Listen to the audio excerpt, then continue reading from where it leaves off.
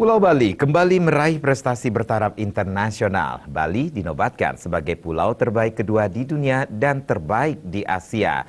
Penghargaan yang diraih tersebut berdampak terhadap tingkat kunjungan wisatawan mancanegara ke Bali. Keindahan alam dan budaya masyarakat menjadi faktor penentu Bali mampu meraih penghargaan sebagai pulau terbaik.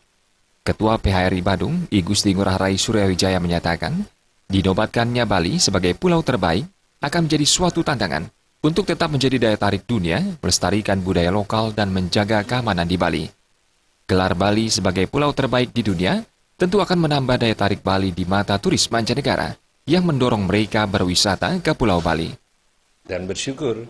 Nah, tentu di satu sisi juga akan ada sekaligus merupakan tantangan bagaimana meningkatkan Bali ini tetap akan menjadi pesona dunia, daya tarik dunia, dan juga tetap kita lestarikan, bahkan kita tingkatkan. Jangan Bali ini dirusak, itu yang harus dilakukan. Nah, ini tentu akan bersama-sama pemerintah, pihak swasta, dan masyarakat itu sendiri.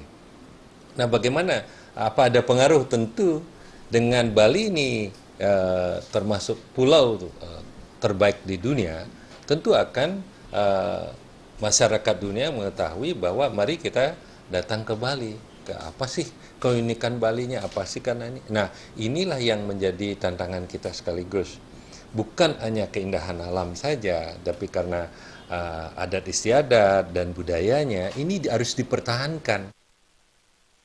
Rai Suryawijaya menegaskan, kesan bila orang-orang Bali yang terkenal ramah harus dipertahankan. Agung Ria dan Putu Ratna